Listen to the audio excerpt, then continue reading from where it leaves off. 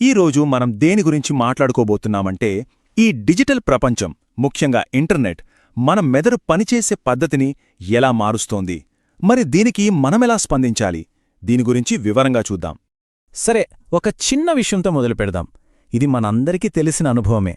అనుకోకుండా ఏదైనా ఒక విషయం మర్చిపోతే మనలో చాలామంది వెంటనే ఏం చేస్తాం? వెంటనే ఫోన్ తీసి గూగుల్లో వెతుకుతాం కదా.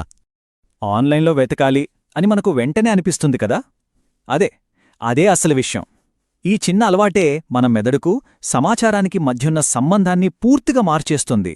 మనమెప్పుడూ సమాచారాన్ని మన మెదడులో కాకుండా బయట దాచుకుంటున్నాం.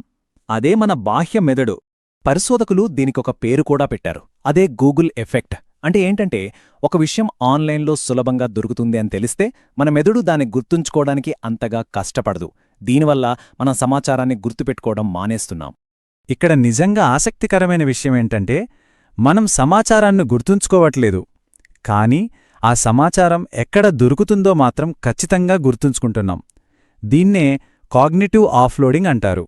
ఒక రకంగా చెప్పాలంటే మన మెదడుకి ఇంటర్నెట్ ఒక ఎక్స్టర్నల్ హార్డ్ డ్రైవ్ వంటిదన్నమాట. సరే, బావుంది. మనం సమాచారాన్ని ఇలా బయట దాచుకుంటున్నాం. మరి దీనివల్ల మన మెదడు లోపల ఏం జరుగుతోంది? మన మెదడికి ఎప్పుడూ షార్ట్కట్స్ అంటే చాలా ఇష్టం.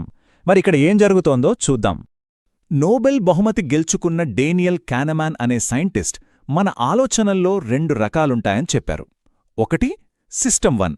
ఇది మన బ్రెయిన్ ఆటో పైలట్ మోడ్ లాంటిది. చాలా వేగంగా, వెంటనే ఎమోషనల్గా పనిచేస్తుంది.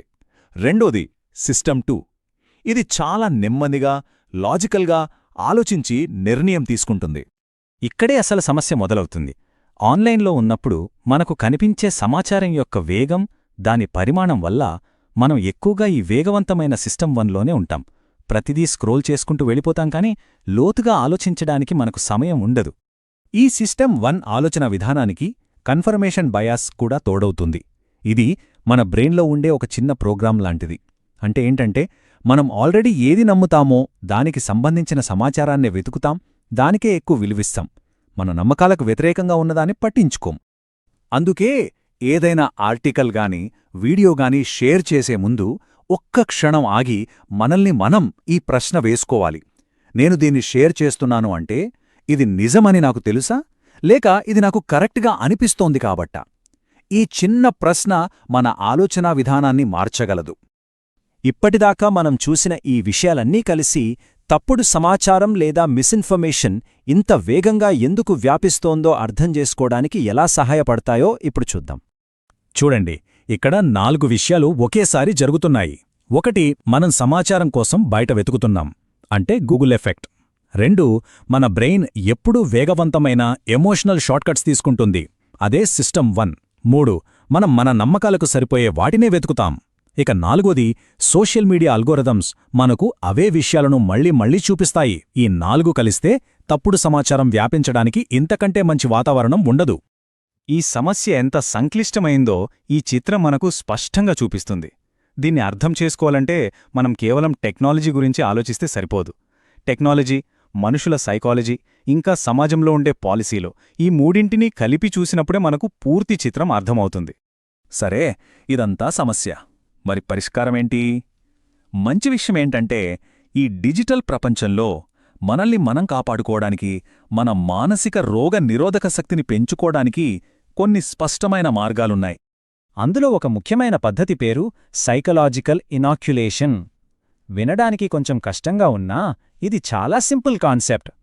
తప్పుడు సమాచారాన్ని వ్యాప్తి చేసే పద్ధతులను మనకు ముందుగానే కొంచెం పరిచయం చేస్తే మనం వాటిని సులభంగా గుర్తించగలుగుతాం.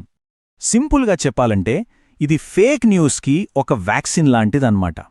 మన శరీరానికి వ్యాక్సిన్ ఎలా పనిచేస్తుందో మన మెదడుకు ఈ టెక్నిక్ అలా పనిచేస్తుంది. తప్పుడు సమాచారాన్ని ఎలా వ్యాప్తి చేస్తారో ముందుగానే తెలుసుకోవడం వల్ల భవిష్యత్తులో అలాంటివి ఎదురైనప్పుడు మనం వాటిని సమర్థవంతంగా ఎదుర్కోగలుగుతాం. మరి దీన్ని మన రోజువారీ జీవితంలో ఎలా ఉపయోగించుకోవాలి? చాలా సింపుల్. ఈ 3 అలవాట్లు పాటిస్తే చాలు. 1, ఏదైనా షేర్ చేసే ముందు ఒక్క క్షణం ఆగండి. 2, లాటరల్ రీడింగ్ ప్రాక్టీస్ చేయండి. అంటే ఒక విషయం గురించి కొత్త ట్యాబ్స్ ఓపెన్ చేసి వేర్వేరు సోర్సుల్లో వెతకడం. 3, మీ అభిప్రాయాలతో ఏకీభవించని వాళ్లను కూడా ఫాలో అవ్వండి. చివరిగా ఒక్క విషయం, మనం వాడే టూల్స్ మన ఆలోచనలను మారుస్తున్నాయి, అది నిజం. అయితే వాటికి అనుగుణంగా మనం మన అలవాట్లను ఎలా మార్చుకుంటాం? ఈ నిరంతరం మారుతున్న డిజిటల్ ప్రపంచంలో మనల్ని మనం ఎలా కాపాడుకుంటాం అన్నదే ఇప్పుడు మన ముందున్న అతిపెద్ద ప్రశ్న.